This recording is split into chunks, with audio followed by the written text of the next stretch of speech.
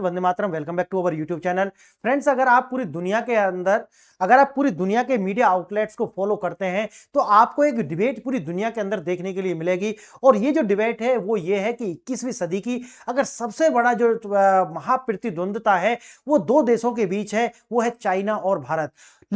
लेकिन जब वो इसका विश्लेषण करते हैं तो कुछ पॉइंट्स जो है वो चूक जाते हैं। आज हम उन पर भी बात करेंगे और वो कौन कौन से पॉइंट लेकर के बात करते हैं उन पर भी बात करेंगे। क्यों? क्योंकि जब तक हम फैक्ट पर बात नहीं करेंगे तब तक हम इसके साथ में न्याय नहीं कर पाएंगे जो पूरी दुनिया के अंदर चल रहा है कि देखिए सबसे बड़े जो महाप्रतिद्वंदी हैं वो भारत और चीन है। लेकिन 21वीं सदी के मैंने कितनी बार बताया है कि देखिए मात्र 10 साल का विंडो है अभी चाइना के पास में। चाइना इसके बाद में ये जो 10 साल है ऐसा नहीं इसमें ग्रो करेगा। चाइना ऑलरेडी जो है वो डाउनफॉल पर है। 10 साल के अंदर वो बिल्कुल एक तह में आ जाएगा चाइना, और अब भारत जो है उसकी ग्रोथ होने वाली है। और मैंने बहुत सारे लेक्चर्स में इसके बहुत सारे डेटा दिए हैं, कुछ आज झलक फिर दोबारा से दिखाने वाला हूं। देखिए यहां पर जो डेटा दिया गया है उसमें तो यह बताया गया है कि देखिए जो चाइना है और भारत है उसके लैंड बाउंड्री डिस्प्यूट्स हैं, और उनको लेकर के 1962 से आज तक जो है चाहे गलवान तक देखिए आप, तो आपको एक बात दिखेगी कि दोनों देश जो हैं वो बहुत ज्यादा प्रतिद्वंदी हैं, चाहे तो अर्थव्यवस्था को लेकर के हो या फिर अपने डिफेंस को लेकर के हो। इसको लेकर के पूरी दुनिया के अंदर ये जो है बात निकल करके सामने आती है।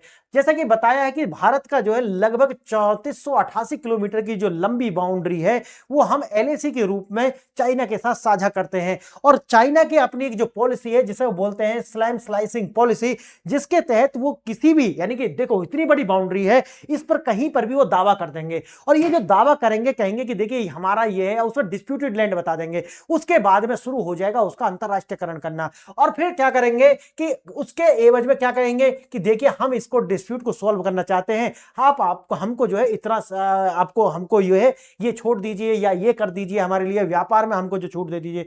ये सारा का सारा चाइना करता है। उसके बाद बात आती है कि देखिए भारत और चाइना ये तो सिर्फ लैंड बाउंड्री डिस्प्यूट हो गया या फिर ये युद्ध की बात हो गई, लेकिन अर्थव्यवस्था में हो या फिर आज की जितनी भी टेक्नोलॉजी हो उसको लेकर के तुलना करते हैं। लेकिन जो दुनिया के विश्लेषक हैं वो एक बात चूक जाते हैं, और वो ये है कि चाइना जो है उसका अगर आप देखोगे कि एवरेज एज जो है लेबर फोर्स का वो कितना आता है, लेबर फोर्स का जो एवरेज एज है वो 40 के प्लस है, यानी कि लगभग 40 साल से ज्यादा है।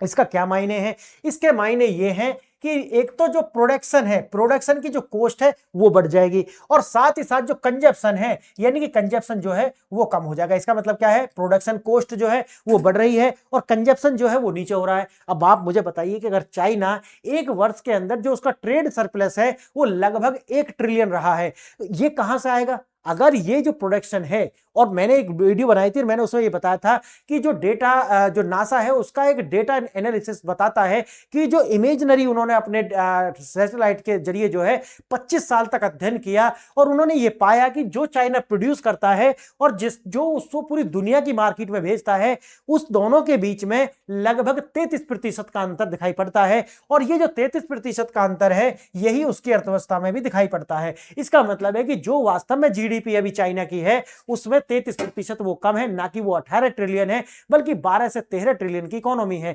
अब देखिए लेबर फोर्स के जो एज है, एवरेज एज, उसके बढ़ने से क्या होगा? दूसरा क्या है, चाइना के द्वारा वन चाइल्ड पॉलिसी जो लाई गई थी उसके बाद में जितनी चाइना अपनी पॉपुलेशन काउंट करके बताता है वास्तव में जो पॉपुलेशन है उन आंकड़ों से बहुत ज्यादा कम है। इसका मतलब यह है कि चाइना के पास में आने वाले समय में ना तो अपनी आर्मी के लिए और ना ही अपनी जो इकोनॉमिक गतिविधि है उनको इसी तरीका से आगे बढ़ाने के लिए पर्याप्त लेबर फोर्स होगा ही नहीं। इसका मतलब है कि ये एक ऐसी स्थिति आ गई है कि जहां पर जो लोग हैं यानी कि चाइना के जो लोग हैं वो अमीर तो हुए हैं, लेकिन अमीर से पहले वो गरीब यानी कि क्या हो गए हैं, वो बूढ़े हो गए हैं, यानी कि बुजुर्ग हो गए हैं। अब बुजुर्ग होने से उनका कंजप्शन कम हो जाएगा। अब कंजप्शन कम होगा तो इसका मतलब है कि आने वाले समय में भारत जिस तरीका से आगे ग्रो कर रहा है तो हमारा भी एक प्रोडक्शन जो शेयर है वो होने वाला है बाजार में। अब जैसे क्योंकि भारत के पास में लेबर होगी, आप जानते हैं कि भारत का लगभग देखिए भारत के पास में हर वर्ष हर वर्ष लगभग 2.5 करोड़ जो लोग हैं जिनकी एवरेज एज लगभग 28 वर्ष है वो हमारी पॉपुलेशन में ऐड हो जाते हैं। यानी कि हमारे पास में लेबर फोर्स की कोई कमी नहीं होने वाली है और चाइना के पास में ये कमी होगी। इसका मतलब है कि ये जो ट्रेड है आने वाले समय में 10 साल की विंडो के बाद में ये आपको बिल्कुल जो है शिफ्ट होता हुआ दिखाई पड़ेगा भारत की साइड में। और देखते हैं वो क्या बताते हैं। वो बताते हैं कि देखिए भारत ने अभी तक चाइना को जो बैलेंस किया है, जैसे गलवान का मामला आता है तो वहां पर हमने क्या किया कि उनके जो भारत के अंदर निवेश हो या उनकी जो एप्स भारत के अंदर थी गेमिंग वगैरह जो था, हमने उस पर पूर्णतः प्रतिबंध लगाया और उनके जो यहां पर निवेश थे उनको भी क्या है रोका। उसके साथ साथ भारत ने क्या किया है कि एआई के अंदर, यानी कि चाहे तो वो क्या हो सेमीकंडक्टर जिसे हम आईसी इंटीग्रेटेड सर्किट बोलते हैं उनके अंदर हो या फिर जो एआई के अंदर हो, उसमें लीड लिया है, यानी कि लीड लेना शुरू किया है और भारत का जो है अपना डेटा लोकलाइजेशन है उस पर पूरी तरीके से जोर दिया है। और बजट के अंदर आपने देखा होगा कि 31 मार्च 2047 तक भारत में जो है टैक्स हॉलीडे है अगर आप जो है भारत के अंदर डेटा जो सेंटर्स के अंदर निवेश करते हैं तो। अब देखिए जैसे कि आप जानते हैं तीसरा इशू ये भी, चौथा इशू ये भी आता है, भारत पर की जो नदियां हैं वो चाइना के जो एरिया है उससे निकलती हैं और आने वाले समय में इसको लेकर के चाइना और भारत के बीच में डिस्प्यूट आपको देखने के लिए मिल सकते हैं। अगर ये सारी बातें अगर हम समराइज करते हैं तो यही बात निकल करके आती है कि जो भारत है आने वाले समय के ये महाशक्ति है और चीन जो है आने वाले समय के लिए ये डाउन आपको जाता हुआ दिखाई पड़ेगा। आइए थोड़ा इसे विस्तार से देखेंगे, लेकिन आगे बढ़े उससे पहले आपको दो प्रश्न हैं जिन पर विचार करना होगा और आप इनका आंसर जानते हैं तो वेल एंड गुड, अदरवाइज आपको लास्ट वाली स्लाइड पर इनका आंसर मिल जाएंगे। देखिए 2017 के बाद से चीन ने विवादित सीमा पर एक नागरिक उपस्थिति बढ़ाने के लिए किस रणनीति का जो है प्रयोग करना शुरू किया। पहला है वॉल्फ वॉरियर डिप्लोमेसी, दूसरा है स्लैमी स्लाइसिंग यानी कि villages with that dual use infra, यानी कि विलेजेस का इस्तेमाल करना, विलेजेस को स्थापित करना और जो इंफ्रास्ट्रक्चर वहां बनाएंगे उनका डुअल तरीका से यूज करना है। जैसे डुअल तरीका से मतलब है कि बनाए गांव है सिविलियन के लिए लेकिन उसको मिलिट्री के तरीका से यूज करना। तीसरा विकल्प है स्ट्रिंग ऑफ पल्स और चौथा है वन बेल्ट वन रोड।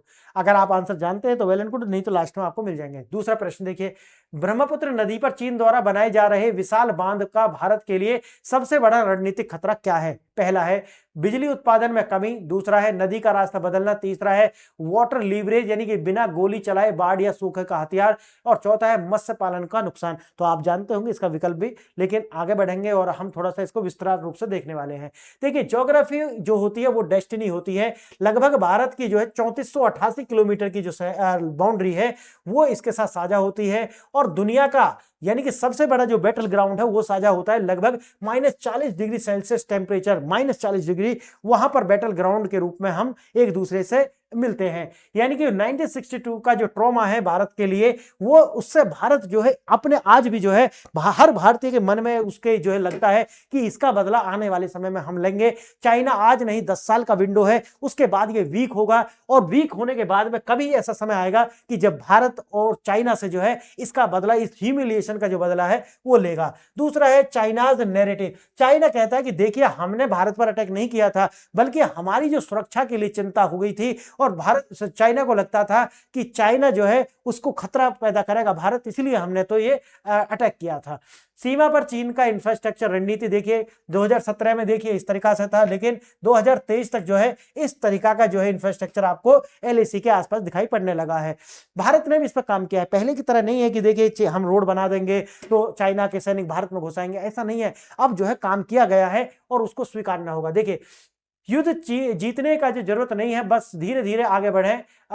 ये चाइना कहता है कि वो यानी कि चाइनीज बुक प्ले क्या है कि हमको जो है युद्ध करना नहीं है, क्या करना है एक छोटी सी जगह पर अपना दावा कर देना है, फिर उसका अंतरराष्ट्रीयकरण करना है, आगे है ना। देखिए अब जैसे 2017 के बाद से विवादित क्षेत्रों में सैकड़ों गांव और सड़कें बनाई गई। भारत का इंफ्रास्ट्रक्चर जो है वो लगातार जैसे टनल्स बनाई गई हैं, हवाई पट्टियां बनाई गई हैं, ताकि जो है किसी भी तरीका से जो लॉजिस्टिक्स है उसको जल्दी से वहां पर पहुंचाया जा सके, सेटअप किया जा सके।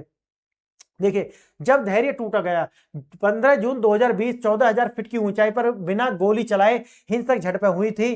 कैजुअलिटी जैसा कि जानते हैं कि लगभग 20 भारत के जो सैनिक है वो शहीद हुए और 35 से ज्यादा लगभग 40 के अप्रोक्सीमेट चाइना के, जबकि चाइना ने ये खबर को जो है छुपाया था। इसका सिग्निफिकेंस क्या है? अगर 1967 के बाद देखा जाए तो ये मानव की जो पहली कैजुअलिटी थी, उसके बाद सारा कुछ बदल चुका है। जैसा जैसा आपने देखा कि भारत के द्वारा चाइना की जो एप्स वगैरह है उनको बैन करना हो, या भारत के अंदर जो इनका इन्वेस्टमेंट था, इनकी जो प्राइवेट कंपनी बनकर के आती है, वैसे प्राइवेट जैसा कुछ होता नहीं चाइना के अंदर, उनको जो है उन पर भी यहां पर क्या लगाना, उनके निवेश पर रोक लगाना हो। स्ट्रेटेजिक कैलकुलेशन भारत के द्वारा लगातार बनाई गई और इसके द्वारा देखा गया कि हम रणनीतिक रूप से जो है अपने अंदर सुधार करें और ऐसा कोई भी जो है देश ना हो जो हमारी सप्लाई चेन में हो और साथ ही साथ चाइना पर भी बहुत ज्यादा निर्भर हो। तो डाइवर्सिफिकेशन जो भारत के द्वारा लगातार किया गया अपनी स्ट्रेटेजिक रणनीति को लेकर के। देखिए, भारत अब जापान, ताइवान और पश्चिम के साथ मिलकर के चीन का विकल्प जो है लगातार बना रहा है और हम तो इस पर इतनी सारी जो वीडियो है वो ऑलरेडी ला ही चुके हैं। तकनीकी 21वीं सदी का असली युद्ध जो है वो क्या है?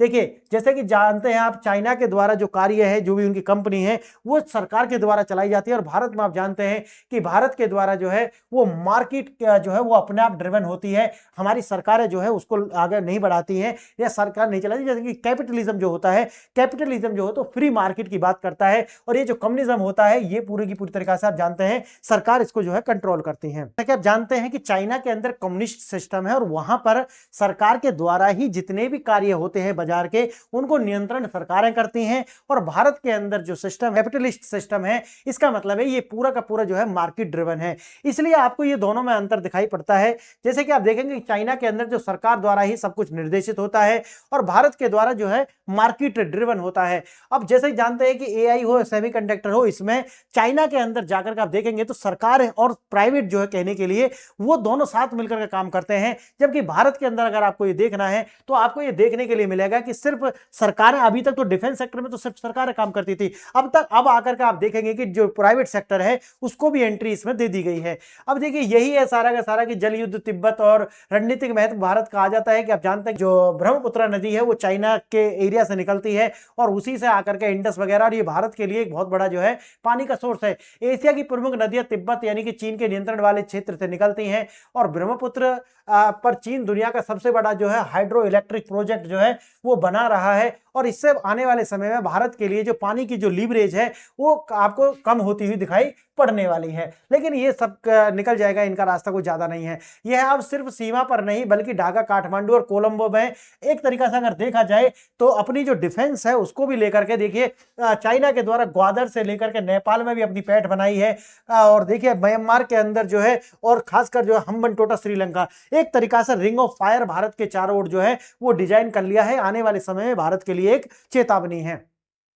देखिए आगे परमाणु आयाम में अगर देखा जाए तो देखिए ये बात यहां पर जो दिखाई गई है वेस्टर्न मीडिया के द्वारा, ये गलत है। भारत के द्वारा जो भारत का अग्नि 5 है उसके पूरी जद में आता है पूरा का पूरा जो चाइना है, लेकिन जैसे कि आप जानते हैं कि DF-41 उसके भी पूरी जद में आता है हमारा पूरा भारत। तो ऐसा नहीं है कि जैसे वो दिखा रहे हैं कि नहीं भारत के पास ऐसी मिसाइल नहीं है कि जो पूरी की पूरी चाइना को कवर कर लेगी। नहीं, भारत बिल्कुल ये चाइना को कवर करने के लिए, और ये भी ICBM है आप जानते होंगे, तो ये तो गलत है उनके द्वारा जो डाटा दिखाए गए हैं। भारत की मिसाइलें बीजिंग तक और चीन की मिसाइलें पूरे भारत को जो है, ये जो जब आपको बता रहा, तो ऐसा नहीं है। कैपेबिलिटी की बात जो आती है तो भारत के पास ऐसी मिसाइलें पूरे चाइना को जो है कवर करती हैं। पूर्ण युद्ध का डर कम है, लेकिन गलवान जैसी छोटी झड़पें जो है वो, जैसे मैंने बताया कि भाई ये तो नियंत्रण से बाहर है, इस तरीके की जो झड़पें हैं वो चाइना के साथ हमें दिखेंगी।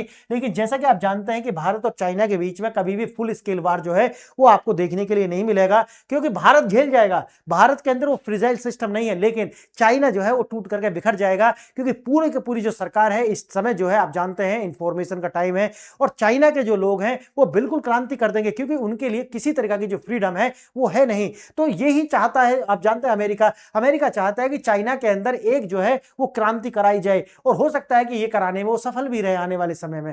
देखिए, नॉट टू एलाई, भारत पश्चिम का सहयोगी नहीं है, ये बात बिल्कुल सही है, लेकिन भारत एक स्वतंत्र शक्ति है, ये बात बिल्कुल सही है, और हमारी जो विदेश नीति है ये दिखाती है। देखो, अमेरिका चीन का ग्लोबल पावर के रूप में रोकना चाहता है, और मैं मानता हूं कि बिना अमेरिका के और बिना पश्चिम के चाइना आगे नहीं बढ़ सकता। जब वो अपना सहयोग खींचेंगे ना जिस दिन, उस दिन चाइना आगे नहीं नहीं बढ़ पाएगा, और सारी खामी तो मैंने आपको बताई है शुरू में ही। ये तो समस्या है चाइना के साथ में।